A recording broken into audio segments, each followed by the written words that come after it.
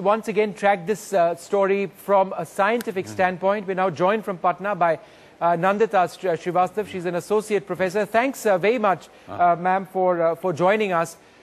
From a scientific standpoint, what were scientists really looking for today as they observed the sun in this very, very special manner?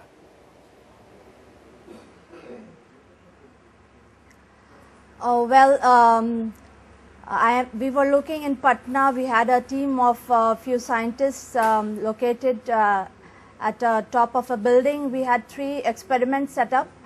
Basically, we wanted to image the corona in white light in continuum, and there was another experiment set up for observing the flash spectrum, that was to observe the chromospheric emission spectrum, and the third one was to observe the shadow bands that is the effect of the light coming in from the crescent sun, which is covered by the moon and refracted by the Earth's atmosphere to create dark and white shadow bands on the Earth. Unfortunately, our efforts were washed out by the rains during totality. However, we could observe the partial solar eclipse from Patna after the totality. But do tell us, Dr. Srivastava, about the experiments that you were trying to conduct, and obviously weather was a big concern. As far as research on the sun is concerned, why are these considered really opportune moments? What prevents scientists from actually seeing or studying the sun during a normal day? Why is it that an eclipse provides a better opportunity or a unique opportunity?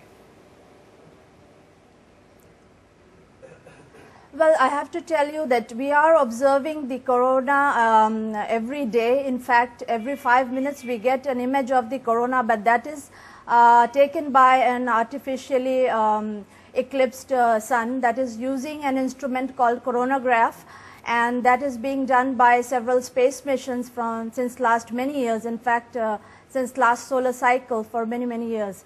But the eclipse in fact is very important because it provides an opportunity, a rare opportunity to get the inner corona, which is not possible during the observations taken by the coronagraphs especially, and it also provides an opportunity to take the images at a very fast cadence, which is not the case if you observe from the space-based coronagraphs, because you are limited by the telemetry constraints. So eclipse is a rare opportunity to observe in high cadence the images of the sun. You can observe in emission line corona, you can observe in white light, you can also observe in various emission lines like iron 14, which is the high temperature line of iron 14 ions. Right.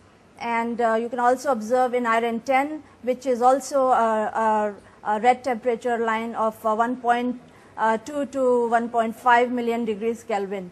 So wow, we can observe during this eclipse. I am completely blown away by all that information, and I can't say I necessarily understood a lot of it. But thank you so much, ma'am.